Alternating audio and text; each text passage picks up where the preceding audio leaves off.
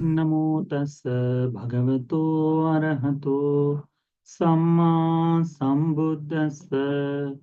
नमो तस् भगवतो अरहतो सम्मा सम्बुद्धस्स।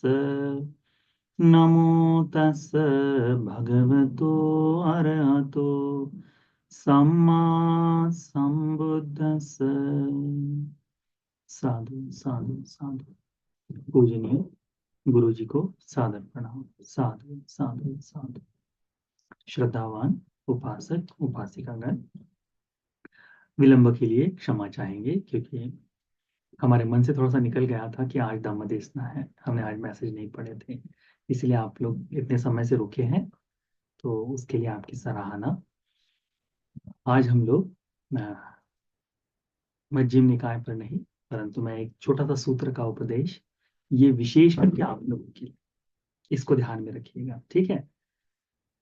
क्यों? क्योंकि इतना विलंब होने के बाद भी आप लोग धर्म को सुनने के लिए रुके रहे, ये आपके एक गुण धर्म को प्रकट करता है।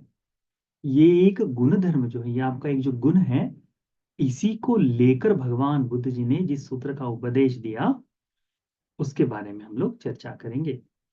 इस सूत्र का नाम है सद्धम सूत्र। सद्ध सूत्र, सद्ध का मतलब होता है श्रद्धा। भगवान बुद्ध जी यह अंगुत्तर निकाय के 5वें निपात में उपदेशित करते ये सूत्र। भगवान कहते हैं, पंचमे भिक्खवे सत्ते कुलपुत्ते आनिसंसा। भिक्षुओं, श्रद्धावान कुलपुत्र को 5 आनिसंस मिलते हैं। आनिसंस का मतलब क्या है? लाभ, ठीक है, फायदे, ठीक है। तो ये आनिसंस हमेशा ध्यान में रखना, जहां जहां पाली में शब्द आनिसंस आता है, इसका मतलब होता है लाभ। इससे मिलने वाले हमें क्या क्या लाभ है वह। तो कितने लाभ है? तो श्रद्धावान कुल पुत्र के लिए, किसके लिए? जो श्रद्धा संपन्न है उस व्यक्ति के लिए। जो श्रद्धा संपन्न नहीं है उसके लिए नहीं कह सकते। कहा है? पंचमे भिक्खवे सत्ते कुलपुत्ते आनिसंसा। भिक्षु 5 लाभ मिलते हैं उनके लिए जो श्रद्धावान कुलपुत्र हैं। कथम है पंच? कौन से 5? भगवान बुद्ध जी कहते हैं, ये ते भिक्खवे लोके संतो सत्पुरुषा ते सद्धन्येव पठमं अनुकंपन्ति नो तथा असद्धं। भगवान बुद्ध जी कहते हैं कि इस लोक में जो संत सत्पुरुष लोग हैं, ठीक है, वे लोग श्रद्धावान कुलपुत्र पर प्रथम अनुकंपा करेंगे, अश्रद्धावान व्यक्ति के ऊपर नहीं। देखिए किस तरह से इसको समझा जाए। अनुकंपा का मतलब होता है उसके प्रति मैत्री करना, उसके प्रति मंगल मैत्री। हम जो कहते हैं ना समय समय पर कि बंते जी हमारे लिए मंगल मैत्री करो, बंते जी हमें आशीर्वाद करो, इस तरह से कहते हैं कि नहीं? ये किसके लिए है? ये श्रद्धावान व्यक्ति के लिए है। तो ये कैसे पता चलेगा? तो उसको इस तरह से समझो कि आप किसी भिक्षु के साथ बहुत दीर्घ काल से, समय से जुड़े हुए हैं, तो वो भिक्षु आपको जानता है, पहचानता है। आपकी श्रद्धा उसके आचरण से, जीवन से आपसे महसूस होती है। वह भिक्षु केवल चीवर पहन कर नहीं, कौन है वह? संतो सत्पुरुष, संत व्यक्ति है, सत्पुरुष व्यक्ति है। ऐसा नहीं कि कोई भी, जैसे विशेष करके ध्यान में रखिए, आपका जो आपकी धन संपत्ति, इसका केवल लाभ लेने के लिए जो व्यक्ति है, वो उसकी बात नहीं कर रहे हैं। ऐसे भी इस लोक में लोग हैं, सन्यासी हैं, श्रमण ब्राह्मण देखे जाते हैं, जो केवल आपसे किसी न किसी तरह से धन के रूप में कुछ ना कुछ लेना चाहते हैं। मैं उनकी बात नहीं कर रहा हूं, भगवान उनकी बात नहीं कर रहे। भगवान क्या कहते हैं कि जो इस लोक में संत लोग हैं, सत्पुरुष लोग हैं, ये लोग जो हैं, सत्पुरुष का गुरुधर्म ही है कि वह आपके ऊपर, आपके लिए, आपको धर्म से अनुग्रहित करेंगे, धर्म का मार्ग बताएंगे, अकुशल से दूर ले जाने का काम करेंगे, सत्संगति आपको महसूस कराएंगे, सत्संगत पर लेकर आएंगे। ये किसका काम है? सत्पुरुष का काम है। तो भगवान कहते हैं कि ये जो संत सत्पुरुष लोग हैं, ये प्रथमतः अनुकंपा यदि किसी पर दिखानी हो, किसी के प्रति मैत्री करनी हो, किसी के प्रति किसी अच्छी सद्भावना को रखना हो, तो किसके प्रति पहली भावना रखेंगे? वह रखेंगे अपने उस श्रद्धावान व्यक्ति के लिए। नो तथा असद्धन, अश्रद्धावान व्यक्ति के लिए। जैसे कि हम देख ले कि कोई व्यक्ति भिक्षुओं के साथ बुरा व्यवहार करता हो, ठीक है, जिसके बारे में शब्द ये ऐसा प्रसिद्धि में आया हो, जो व्यक्ति भी ऐसा प्रसिद्ध है कि अरे इस तरह का, यानी भिक्षुओं के लिए किसी न किसी तरह की निंदा करे, किसी न किसी का दोष, जो भिक्षु निंदनीय है उसकी निंदा ठीक है, परंतु एक भिक्षु को लेकर संपूर्ण संघ पर निंदा करना, भिक्षु ऐसे ही है।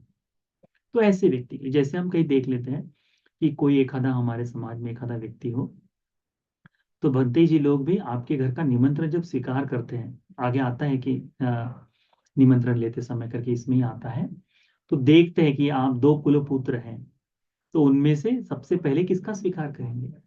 उसका स्वीकार करेंगे जो श्रद्धावान है, अश्रद्धावान व्यक्ति का नहीं। इसीलिए यदि आप में श्रद्धा है तो यह आपके लिए लाभ की बात है। विशेष करके अभी देखिएगा, हम जो कठिन शिविर के बारे में जो बातचीत कर रहे हैं, भंते जी लोग सबके सामने ये नहीं बोलते कि उपासक तुम इसमें मदद करो करके, सबको मुंह खोल कर नहीं बोल सकते। उपासिका ये काम हो रहा है, इसकी जिम्मेदारी तुम लो करके, ये सबको नहीं बोल सकते। किसको बोल सकते हैं? ये बोल सकते हैं जो श्रद्धावान है, जिसमें देने की पात्रता है। तो ये अनुकंपा हो गई। तो भगवान कहते हैं कि ये जो सत्पुरुष लोग हैं, ये श्रद्धावान व्यक्ति पर अनुकंपा करते हैं। यदि भिक्षु शासन में, यदि भिक्षु के जीवन में, यदि आप ऐसा मकाम रखते हैं, आप ऐसे जगह पर है जहां भिक्षु आपको कह सके, या फिर आपके लिए मंगल मैत्री करता हो, भिक्षुनी हो या फिर भिक्षु हो, मंगल मैत्री करता हो, आपके प्रति वो धारणा रखता हो, समय समय पर आपको सूचित करता हो कि ये सत्कर्म का समय है, आप इसमें जुड़ जाइए, तो ये आपके लिए मंगल की बात है। क्यों? क्योंकि ये आपको मिलने वाला, श्रद्धा के कारण मिलने वाला पहला लाभ है। सद्दे कुलपुत्रे आनिसंसा, श्रद्धावान कुलपुत्र का ये प्रथम लाभ है। दूसरा, भगवान कहते हैं सद्धन्येव पठमं उपसंकमंता उपसंकमंती, नो तथा सद्धन। जब कोई भिक्षु हो, सत्पुरुष हो, कभी कहीं दूर से आ जाए, तो सर्वप्रथम उस गांव में जो श्रद्धावान व्यक्ति है उसको फोन कर देगा कि उपासक मैं यहाँ आया हूँ, देखो क्या कर सकते हो, या फिर मैं आपके यहाँ आ रहा हूँ मिलने के लिए। तो वो श्रद्धावान है तो ही। अश्रद्धावान व्यक्ति के घर में वो उस तरह से नहीं जाएगा। हम लोग कई बार देखते हैं ना कि कई उपासक ऐसे हैं जिनके यहाँ निरंतर भिक्षु लोग आना जाना करते रहते हैं, तो हमें भी लगता है ऐसा क्या खास है, हमेशा बंदे जी उन्हीं के आ जाते हैं, वो पैसे वाले हो इसलिए नहीं, वो कारण नहीं। समाज में उसकी कोई दूसरी बातचीत हो, परंतु भिक्षुओं के साथ उनका व्यवहार गौरव और श्रद्धा से युक्त ही है। इसीलिए तो भगवान कहते हैं कि जब कोई भिक्षु आपके घर में आता है, उपसंकमंत, उपसंकमति, यदि किसी के घर जाना हो तो प्रथमतः उस श्रद्धावान व्यक्ति के घर जाएंगे, अश्रद्धावान व्यक्ति के घर नहीं।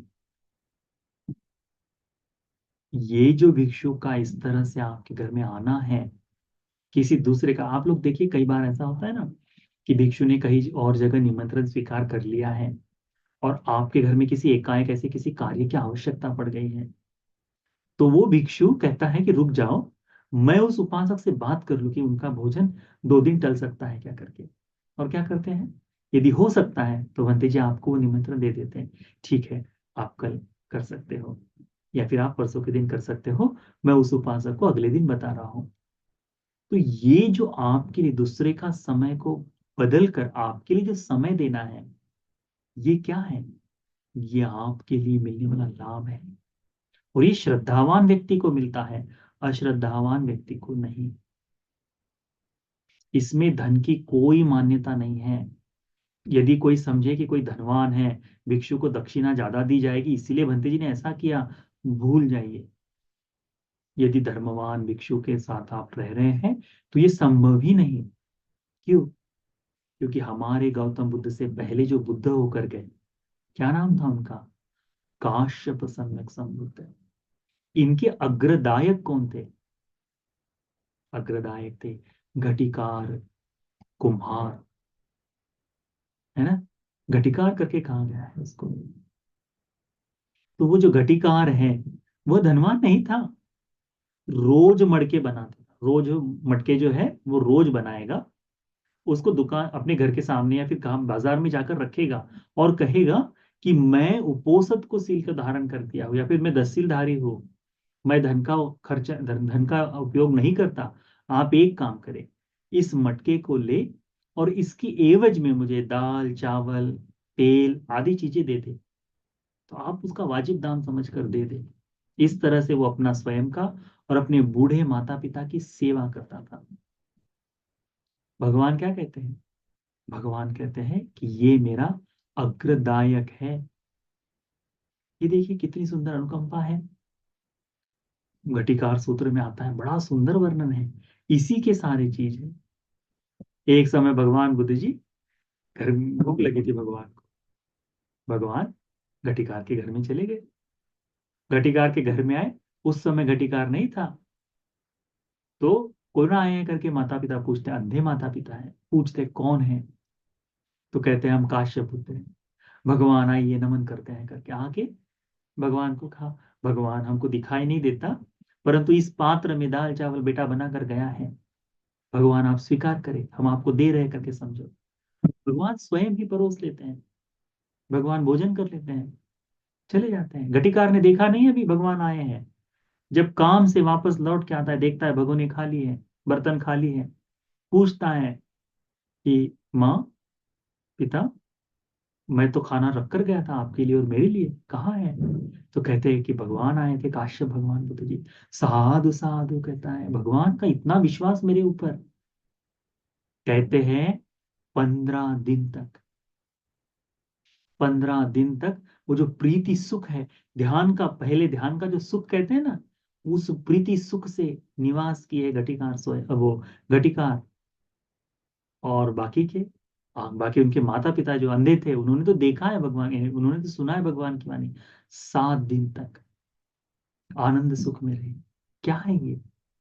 धन नहीं दिए उस समय। ये जो है श्रद्धावान कुलपुत्र का लक्षण है। कुम्हार है जाति से, इसका मतलब वह धर्म से नहीं युक्त, धर्म से बना हुआ लड़का है, धर्म से है ना। तो वो ध्यान में रखना चाहिए। तो क्या कहते हैं कि प्रथमतः किसी के घर में जाना हो तो श्रद्धावान व्यक्ति के घर में जाएंगे, अश्रद्धावान व्यक्ति के घर में नहीं। उस समय राज्य में, काश्यप भगवान के समय राज्य में अनेक लोग होंगे, राजा थे, अनेक लोग थे, जो बड़े बड़े सेठ जी थे उनके उपासक थे। काश्यप भगवान के समय में चंदन की कुटिया दान करने वाला उपासक था। एक बार नहीं, 2 बार नहीं, 3 बार चंदन की कुटी बनाकर दान दी। वह उपासक भी है, परंतु नहीं, उसके घर नहीं, किसके घर? घटिकार के घर गए। तो ये होता है श्रद्धावान व्यक्ति को मिलने वाला लाभ। यदि कोई व्यक्ति आपको पुण्य करने के लिए अवसर देता है, पुण्य करने का मौका देता है, ये मौका आपको मिलना आपके जीवन की संपत्ति है, आपके जीवन को मिलने वाला लाभ है, श्रद्धा का लक्षण है वह। आनंदित होना चाहिए जिनके घर में ये बात है, आनंदित होना चाहिए कि भिक्षु आपके लिए इस तरह से सोचते हैं। ये दूसरा लाभ है। तीसरा भगवान कहते हैं सधन्येव पठमं पठक पटिगन्नता पटिगन्नति नो तथा असद्धम। यदि कुछ स्वीकार करना हो, यदि कुछ किसी व्यक्ति का कुछ लेना हो, तो प्रथमतः श्रद्धावान का ही लेंगे, अश्रद्धावान का नहीं। निमंत्रण हो जाए, बाकी चीजें हो जाए, वो प्रथमतः उसकी लेंगे, दूसरे के लिए कहेंगे उपासक हम बाद में देखते हैं करके। अश्रद्धावान व्यक्ति के घर में सरलता से नहीं बताया है, श्रद्धावान जगह पर बताया है। भगवान ने नहीं कहा है भिक्षुओं अनुमति देता हूं वर्षावास के समय में निकल जाने की, यदि भिक्षु को सही समय से भोजन आदि से प्रत्यय से यदि कोई सेवा करने वाला वहां नहीं है, तो भगवान ने कहा है कि भिक्षु उस विहार को, उस आश्रम को, उस जगह को छोड़कर चले जाओ। इससे तुम्हारे वर्षावास में हानि नहीं होगी, इससे वर्षावास टूटेगा नहीं, कोई आपत्ति नहीं। क्यों? क्योंकि वहां श्रद्धावान व्यक्ति नहीं है। तो जिस विहार में 3 माह तक प्रेम पूर्वक आपकी सेवा को ग्रहण कर भिक्षु निवास किए, इसका मतलब ही है कि आपका अर्थ पूर्ण करने के लिए, श्रद्धा को पूर्ण करने के लिए बनते चाहिए। नहीं तो भगवान ने तो अनुमति दी, भिक्षु जा सकता है छोड़ के, है ना। तो वो ध्यान में रखिए। तो तृतीय लाभ क्या है? कि तृतीय लाभ है कि जब कभी किसी से कुछ लेना हो तो प्रथमतः श्रद्धावान व्यक्ति का लेंगे, अश्रद्धावान व्यक्ति का नहीं। समझ में आ गया? ठीक। इसके बाद भगवान बुद्ध जी कहते हैं, सद्धन्येव पठमं धम्मं देसेन्ता देसेन्ति। यदि धर्म का उपदेश करना हो तो प्रथमतः किसे करेंगे? श्रद्धावान व्यक्ति को। हम देखते हैं भगवान बुद्ध जी की धर्म देशना जो है 2 तरह से बताई गई है ना। एक है कि सामान्यतः जगत पर अनुकंपा के लिए, पुण्य के संवर्धन के लिए बताई गई धर्म देशना, और दूसरी है सामुकंसिक धर्म देशना। वो क्या है? आर्य सत्य का, आर्य सत्य को उसके सामने खोल देना कि जिससे वो श्रोतापन्न बन जाए। तो ये धर्म देशना भगवान बुद्ध जी ऐसे ही नहीं कर देते किसी को भी। कैसे करते हैं? कि जैसे हम लोग कपड़े धोने से पहले कपड़े को डुबो कर रखते हैं ना थोड़ी देर के लिए, सर्फ के डिटर्जेंट के इसमें पानी में भिगो के रखते हैं। क्यों? उसका कारण क्या देते हैं? कि इससे जो दाग है सर्फ में भीगे हैं वो जल्दी से छूट जाएंगे करके। उसी तरह भगवान बुद्ध जी भी धर्म का उपदेश कैसे करते हैं? पहले अनुभवी धर्म कथा बताते हैं। ये अनुभवी धर्म कथा क्या है? दान कथा, सील कथा। उसके बाद में बताते हैं काम के आदीन, सग्ग कथा, नैष्क्रम्य कथा। इस तरह से एक एक करके बताते हैं। काम के आदीन वगैरह बताकर फिर कहते हैं कि ये निकम्म है, ये सब त्यागने की बात है। दान दान कथा हो गई, सील कथा हो गई, सग्ग कथा हो गई, काम के आदीन हो गए, और नैष्क्रम। ये 5 कथाएं जो भगवान बुद्ध जी, इसे कहते हैं अनुपूपी धर्म कथा। यह अनुपूपी धर्म कथा क्या करती है? मन को पवित्र करने का काम करती है।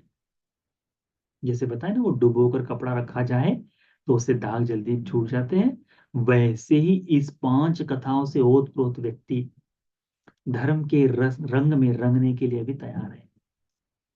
उस तरह से है। तो भगवान बुद्ध जी जिस पर देते हैं, तो ये किससे होता क्या है?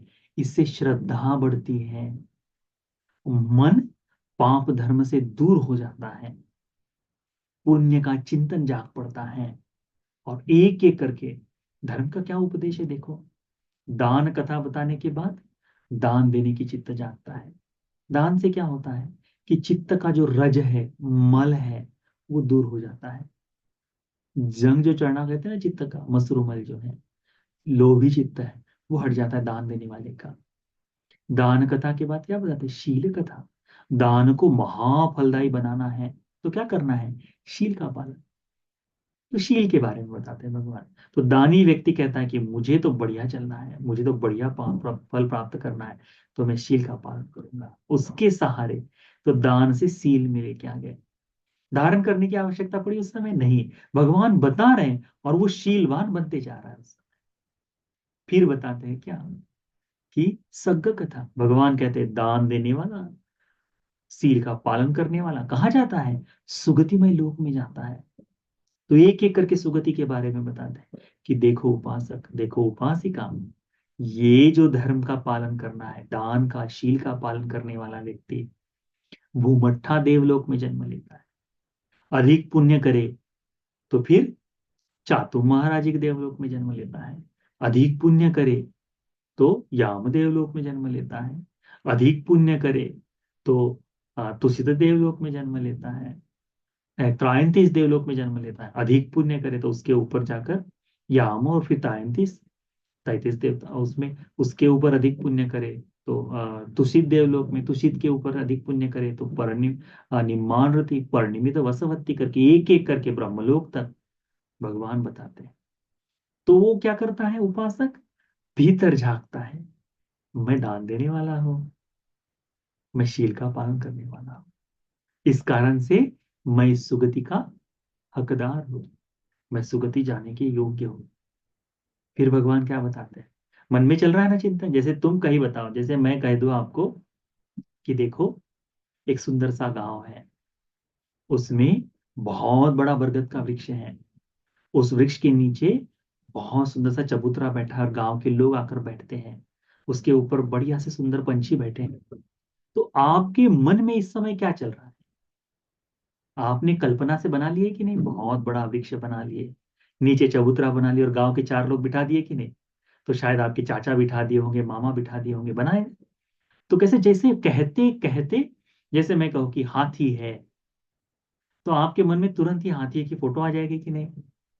इसी तरह से जैसे ही कहते, तो भगवान कहते हैं कि दान ये है, तो देखता है मैं दान देने वाला हूँ, शील ये है तो मैं शीलवान हूँ। फिर भगवान कहते हैं कि ये इसको करने, इसका पालन करने वाला दिव्यलोक में जाता है, तो देखता है कि मैं हूं, तो उस दिव्यलोक में मैं जा सकता हूँ, मन आनंदित होता जाएगा, तो उतना उतना। फिर भगवान बताते हैं काम के आदिनव, आदिनव आनिसंस का अपोजिट क्या है, आदिनव, आदिनव यानी नुकसान। आनिसंस का मतलब होता है लाभ और आदिनव का मतलब होता है नुकसान। तो काम के आदिनव, भगवान क्या बताते हैं, मनुष्य लोक में जन्म लेकर ये जो प्रपंच का कार्य करना है, इसमें दुख भोगना पड़ता है, आदिनव है संसार का मोह रखने से। भगवान बताते दिव्यलोक में भी जन्म ले ले, तब भी वहां भी जन्म है, मरण है, दुख है, संसार का चक्र जो चलना है वो चलना ही है। तो वो है काम का आदिनव, यानी 5 काम भोगों को भोगने की इच्छा, पांचों इंद्रियों से। कौन कौन से इंद्रिय, आंख, कान, नासिका, जिह्वा, शरीर, 5 इंद्रिय हो गई। इन पंच इंद्रियों से भोगने की जो इच्छा है, सुख भोगने की इच्छा, हम टीवी देखते हैं, आंखों से सुख भोग रहे, कान से सुख भोग रहे हैं, खाना खा रहे हैं, खाना जली हुई सब्जी है तो जली हुई दिखते ही हमारा मन कैसे हो जाता है, और सुंदर बनी है तो खाने में रस आता है। तो आंखों से हो गया, नासिका से हो गया, जिह्वा से हो गया, चख लिए। सोते समय या फिर किसी के बारे में, हम किसी से गले मिलते हैं, तो गले मिलने से एक अलग सा आनंद आता है कि नहीं, तो गले मिलने से शरीर का सुख हो गया। आदमी पहचान का है, जानने वाला है, तो बड़ा ही आनंद होता है। टीचर ने पीठ थपथपा दी, शाबाश कहा, उससे ज्यादा प्राउड फील होता है कि नहीं, पीठ थपथपाते ही क्या है, शरीर का सुख महसूस होता है। तो बाकी सारे सांसारिक जीवन के जितने हैं, इन पंचकाम सुखों के प्रति जो आशा है, जो इच्छा है, लालसा है, इसके आदिनव है। क्या आदिनव है, कि इनमें जुड़े रहने के कारण में, लोभ जागने के कारण क्या होगा, तो भोगने की पुनः पुनः इच्छा होगी। इससे क्या होगा, संसार का भव चक्र और आगे बढ़ते जाएगा। तो ये काम के आदिनव है। तो भगवान बुद्ध जी ये बताते हैं कि देखो, इस तरह का रहोगे तो ये दुख भोगने को मिलेगा, ये संसार का चक्र और आगे बढ़ते जाएगा। फिर अंतिम कथा क्या बताते हैं, नेक्खम, नैष्क्रम्य के आनिसंस बताते हैं। नेक्खम्य आनिसंस, कि ये सब त्यागने के आनिसंस क्या है, कि राग छोड़ देने से, राग यानी मराठी वाला राग यानी गुस्सा वाला नहीं, राग यानी इच्छा, नंदी राग जो है, तन्ना जो है, तृष्णा है, चाहत है, एक्सेसिव डिजायर जो कहते हैं वो, इसको छोड़ने से, है ना, सातों जन्म में ऐसा पति मिले, सातों जन्म यही पुत्र मिले, जन्मों जन्मों तक, है ना, ऐसी ही बहू मिले मुझे, इस तरह से जो बोलना है वो, या फिर गुस्से से जन्मों जन्मों तक बदला लेने के लिए आऊंगी, करके जो बोलना है, ये दोनों ही तृष्णा में बंधा है। तो ये जो दोनों है, तृष्णा को भी और क्रोध को भी छोड़ देने के कारण, त्याग के कारण क्या जागता है? नैष्क्रम्य में जागता है। विपස්සना में बड़ा सुंदर शब्द है, समता में रहो। वो समता वाला भाव है ना। तो जो 8 लोक धर्म है उसके बारे में लोक सूत्र में बताया, 8 लोक धर्म। उस लोक धर्म में केवल संत सत्पुरुष क्या करते हैं? सुख मिलते ही बहुत, अरे मैं तो सुखी हूं करके नहीं मानते। दुख मिलते तो अरे दुख दुख दुख करके नहीं कहते, मध्यस्थता में रहते हैं। हम लोगों का, गृहस्थों का ऐसा नहीं होता। सुख मिलते हैं उसमें डूब जाते हैं। अब जैसे देखो, जैसे ही जवान लड़का हो जाता है, बचपन में बड़ा सत्संगति है, सारी ही चीजें बढ़िया है। 14-15 का होने के बाद, उसमें जो प्यूबिटी के बाद जो परिवर्तन आता है, किसी का नहीं सुनूंगा, मैं अपने मन मर्जी का मालिक हूँ कहने वाले हैं। 18-19 का होने के बाद सब लोग पार्टियों में जाते हैं, मैं क्यों नहीं जाऊं? कल नहीं थी हेलोवीन की पार्टी? कल या परसों थी शायद से, गए भी होंगे आपके आगे कुछ लोग, है ना। उसमें पार्टी के लिए बच्चों को कोई नहीं।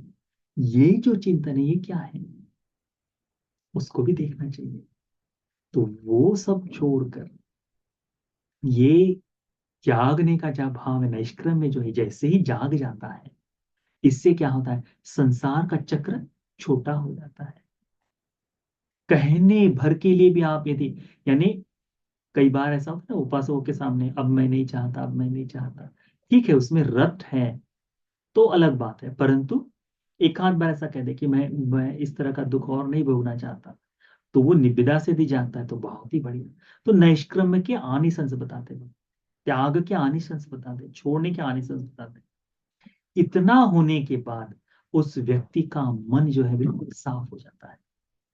उसके बाद क्या करते हैं, भगवान कहते हैं, इदं दुख, ये दुख है, इदं दुख समुदय, ये दुख का समुदय है, दुख निरोधम, ये दुख का निरोध है, दुख निरोधगामी प्रतिपदा, ये दुख का निरोध, दुख को दूर करने की प्रतिपदा है, मार्ग है करके उसको बताते। किसको? दान से शुरू कर कर नैष्क्रम्य तक लेकर आए। तो मन से धीरे धीरे क्या हुआ है? धीरे धीरे मन से क्या हुआ है? नैष्क्रम्य का भाव जागा है। हम में नहीं जागता, आप में और मुझ में ये अभी नहीं जागता। क्यों?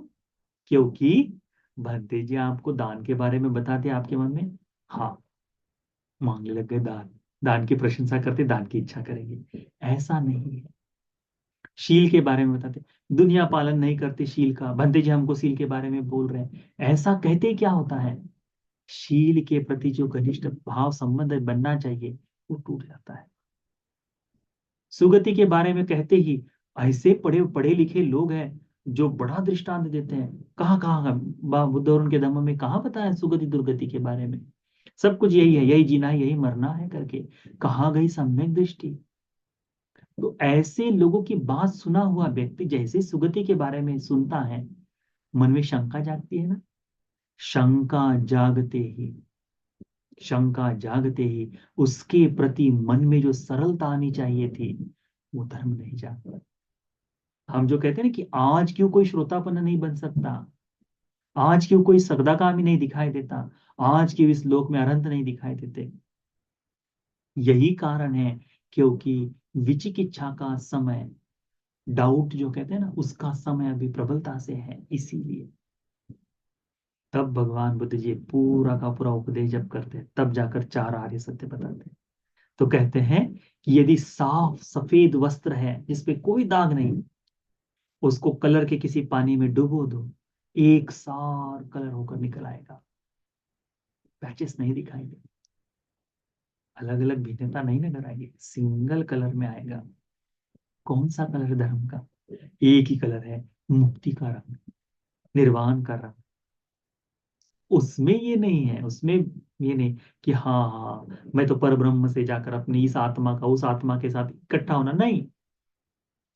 वो इस आत्मा का उस आत्मा के साथ मिलना मोक्ष नहीं है, वहां जाकर जन्म ही लेना है, वो बंधन है। बुद्ध ने बताया निर्वाण एक ही रंग में रंगा हुआ है। हमने सुमना सूत्र पर चर्चा की, क्या बताया सुमना सूत्र में? कि निर्वाण प्राप्त हुए व्यक्ति में कोई अंतर नहीं, यही तो भगवान बुद्ध जी जब देशना करनी हो कहते हैं, यदि किसी भिक्षु को, संत सत्पुरुषों को कभी धर्म का उपदेश देना है तो प्रथमता किसे देंगे? प्रथमता देंगे उपासक उपासिकाओं पर, जो श्रद्धावान है। कल ही की बात है, हमारे बंते जी ने एक मीटिंग का आयोजन किया था। छोटी सी मीटिंग थी कि वो कठिन चीवर हो गया, इसके बारे में और भविष्य के कार्यक्रम कैसे कर सकते हैं। तो बहुत ही कम लोग, क्योंकि दिवाली का समय है, मनाने वाले लोग हैं और दूर दूर से ट्रैफिक इतना ज्यादा है यहाँ पे, कुछ नहीं बता सकते, तो बहुत कम लोग आए। जो लोग आए उनमें से एक या दो परिवार के लोग बुद्ध विहार में श्रद्धावान समझे जाते हैं। वो फोन करते बताते, बनते जी कुछ धर्म का उपदेश कर देना। 5 मिनट के लिए क्यों ना हो, बनते जी ने धर्म का उपदेश जरूर दिया। मीटिंग की कार्रवाई अलग हो गई, धर्म का उपदेश क्यों? क्योंकि श्रद्धावान कुलपुत्र की श्रद्धा का जतन करना, उसका संग, वो तुमको बाकी की बातों में, उपासिका कैसी हो, उपासक कैसे हो, कैसे हैं तुम्हारे बच्चे, सब ठीक तो चल रहा है, ये सारी हालचाल पूछने के बाद भी तुमको धर्म के बारे में उपदेश करेगा ही करेगा। क्यों? क्योंकि श्रद्धावान है। तो यदि श्रद्धावान नहीं है तो भिक्षु क्या करेगा? हाँ बढ़िया है, उपासका एक चाय बना दो, चाय पी के बस, हाँ ठीक है ठीक है, हाँ बस मंगल हो, कल्याण हो, कल्याण हो, सब ठीक है, अब मैं चलता हूँ करके। उसमें धर्म की चर्चा नहीं होगी, उसमें आपको उस भिक्षु के साथ धर्म की बातचीत करने के लिए नहीं। हम लोग अक्सर देखते हैं ना, भगवती जी जब भी घर में आते हैं तो कौन सी बात होती है? मेरी बेटी का ऐसा हो गया, बेटी के लिए रिश्ता नहीं मिल रहा है, बेटे की नौकरी नहीं लग रही, बेटा ये हो गया है, मैं बड़ी परेशान हूँ, कमर का दर्द है, घुटनों का दर्द है, बनते जी क्या करूँ? तो बनते जी इसी के बारे में बोले। आप भी यही सुनकर बड़े आनंदित हो जाओ, हाँ बनते जी ने मेरा कुशल मंगल पूछा है। परंतु कहाँ धर्म की चर्चा? कहाँ हुई? भिक्षु का घर में आना धर्म के उपदेश के लिए होना चाहिए। बनते जी, यदि बनते जी ने नहीं की तो आज तो बनते जी धम्मपद की गाथा क्यों ना हो, उसका अर्थ हमको बताकर जाए, अनुकंपा करे हमारे बारे में। ये जिस दिन करना शुरू कर दोगे, लाभ की बात है। तो क्या कहा है? सद्धन्येव पठमं धम्मं देसेंता देसेंती। यदि धर्म की देशना करना हो तो श्रद्धावान व्यक्ति के लिए प्रथमतः धर्म देशना करेंगे, नो तथा सद्धं, अश्रद्धावान व्यक्ति के घर में नहीं। आप देखिए अनेक भिक्षु हैं जिस घर में धर्म की खिल्ली उड़ाई जाती हो, धर्म की बातों का मजाक उड़ाया जाता हो, ऐसे जगह पर भिक्षु धर्म की बात नहीं छेड़ते। क्यों? क्योंकि श्रद्धा नहीं निवास करते। भिक्षु लोग, हम जैसे हम युवक हैं, जवान हैं अभी, तो हमसे जवान लड़के मिलने के लिए आते हैं, पर ये जरूरी नहीं कि सभी जवान व्यक्ति से 24 घंटा धर्म की बातचीत करेंगे। बाकी चीजें होती, कैसे हैं कॉलेज में, सब कुछ ठीक चल रहा है, सारी चीजें सब पूछने के बाद उपासना, ध्यान करते हो? हाँ भंते जी करते। नहीं भंते जी नहीं करता, नहीं हो पा रहा स्कूल के कारण। अच्छा, शील का पालन करते हो? भंते जी कॉलेज में है, मुश्किल होती है, कैसे करें? ठीक है। दान धर्म करते हो? हाँ भंते जी समय समय पर हो जाता है। ये सब पूछकर तो फिर भंते जी क्या बताएंगे? ठीक है, तो ऐसा करो कि ये टूट रहा है तो ठीक है, उसके लिए संवर करो, अवॉइड करो। एक एक करके उसको धर्म के बारे में बताएगा, फिर बताएगा भगवान ने यही तो तुमको बताया है। तो उसकी जो सारी बातचीत हुई है पहले से लेकर, कॉलेज के बारे में, दोस्तों के बारे में, सब पूछताछ हो गया। अब अंतिम में क्या बता रहे हैं? कि उपासक पुत्र तुम्हारे लिए आवश्यक है। उपासिका लड़की है तो उपासिका वो पोषक धारण कर रही हो। हाँ ठीक है, उसका बाद तो दोनों ही अर्थों से वह ठीक हो गया। ये होता है किसके लिए? श्रद्धावान के लिए। फिर कहा क्या है? सद्दो काय सवेदा, आखिरी बताया है, सद्दो काय सवेदा परम मरना सुगति सगं लोकं उपपज्जति। श्रद्धावान व्यक्ति ही मृत्युपरांत, शरीर को छोड़कर, इस शरीर के टूटने के बाद, परम मरना मृत्यु के बाद, सुगति सुगतिमय सगं लोकं स्वर्ग लोक में जन्म, पांचवा इमे को भिक्कवे पंच सद्दे कुलपुत्र आनिसंसा, ये 5 आनिसंस भगवान ने बताए श्रद्धावान कुलपुत्र के। अब आप देखो, फिर कहा भगवान ने, सेयथापि भिक्कवे सुभूम्यं चतु महापति महानिग्रोधा समन्ता पक्किनं पटिसरणं होती। भगवान कहते हैं कि इस संपूर्ण भूमि पर, सुभूमि अच्छी तरह से बिछी हुई भूमि पर चतु महापति, चारों दिशाओं से महापथ पर एक महानिग्रोध, मैं जब भी बोल रहा था एग्जाम्पल क्या, वैसा ही बड़ा सा वट का वृक्ष है, निग्रोध का वड का पेड़ है, बरगद का पेड़ है, जो सभी पक्षियों के लिए समन्ता पक्षिणं पटिसरणं होती, सभी अलग अलग पक्षी उस पेड़ के ऊपर आकर आश्रय खोजते हैं। एवमेव को भिक्खवे सद्धो कुलपुत्तो बहुनो जनस पटिसरणं। क्या कहते हैं भगवान, इसी तरह से जैसे ये बड़ा वृक्ष जो है सभी पक्षियों के लिए, वृक्ष कोई नहीं कहता ना कि मेरे पेड़ पर केवल तोते बैठेंगे, कबूतर ना बैठे करके नहीं बोलेगा। वो नहीं कहेगा कि मेरे पेड़ पर केवल गोरैया ही घर बनाए, नहीं। वृक्ष के लिए सभी के सभी, कोई उसके इसमें, कोई उसकी खोल में, उसके उसमें उल्लू बैठेगा, तो कोई तोता बैठेगा, अलग अलग अलग अलग डालों पर अलग अलग पंछी बैठ सकते हैं।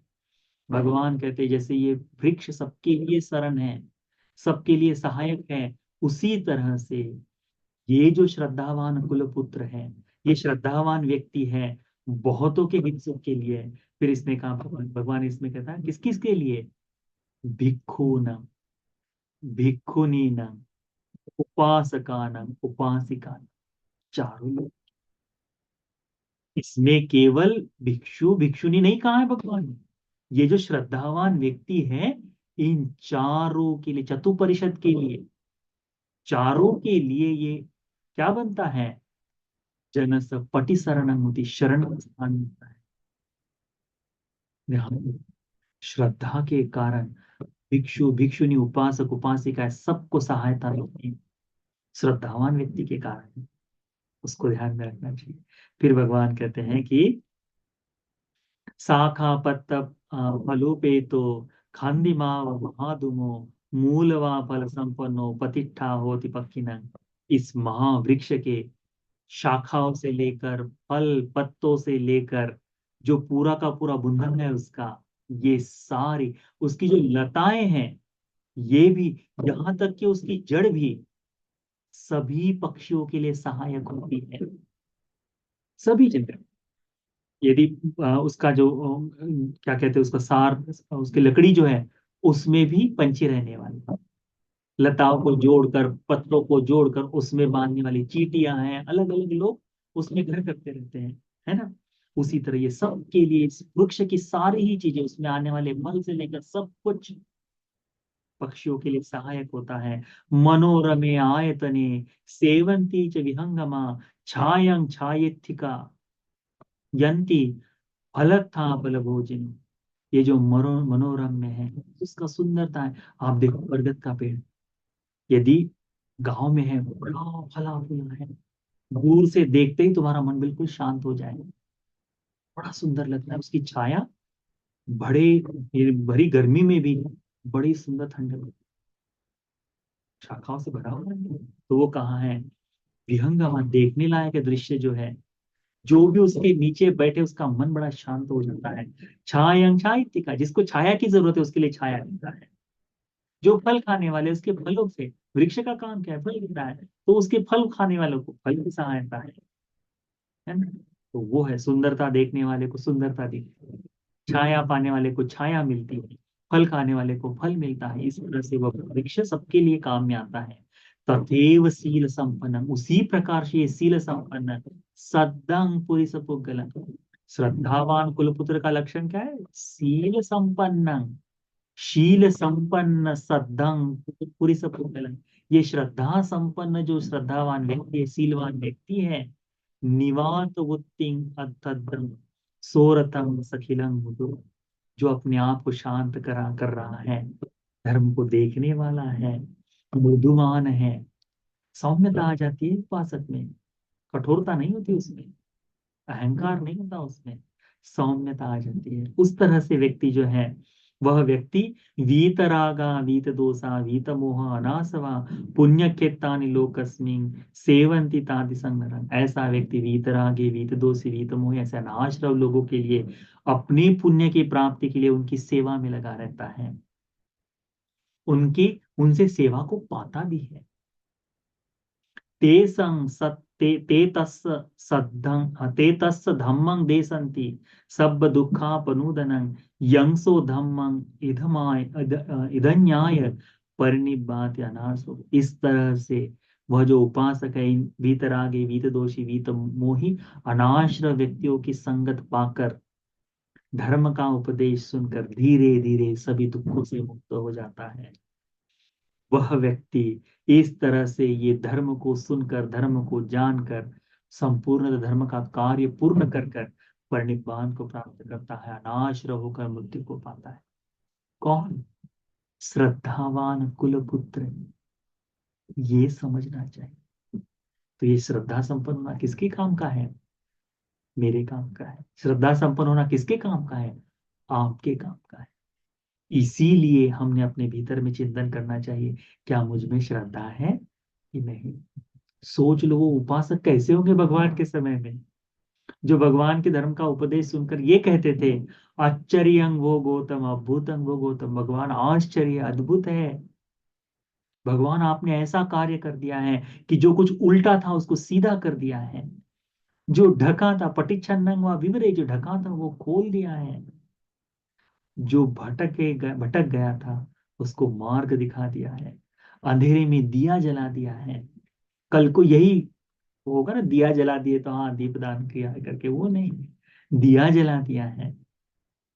किस लिए? कि जिसकी आंखें हैं वह व्यक्ति इस अंधारे अंधेरे में रूप को देख सके और क्या करे, कि पहचान पाए कि ये चीजें और अपना मार्ग खोल ले। भगवान धर्म का इस तरह से उपदेश किए हैं, ऐसा हंग भवंतं गौतम। भगवान, मैं भगवान की शरण में जाता हूँ। धम्मं च, धर्म की शरण में जाता हूँ। भिक्खु संघं च, भिक्षु संघ की शरण में जाता हूँ। अज तक के पानुपितम उपासकमं भगवाधारे, अज तक के पानुपितम सर। आज से भगवान बुद्ध जी मुझे अपना उपासक समझे। ये जो वाक्य है कि भगवान मुझे अपना उपासक समझे, कब तक? अज तक के पानुपेतम, जब तक मैं जीवित हूं, मर मृत्यु तक। वो, उसकी श्रद्धा कैसे स्थिर हो गई होगी? उसके मन में उस भिक्षु के, उस भगवान के, उन भगवान के प्रति, उपासकों को भी इस तरह से कहा गया है कि भंते आपने बहुत सुंदर से धारण बताया है, मैं भगवान की शरण में जाता हूँ। भगवान का उपासक है तो आपका उपासक होकर के कैसी श्रद्धा जागती होगी। वो जो जीवन पर्यंत तक शरण की बात कर रहे हैं, हम में क्षण क्षण में हमारी श्रद्धा परिवर्तित होती है।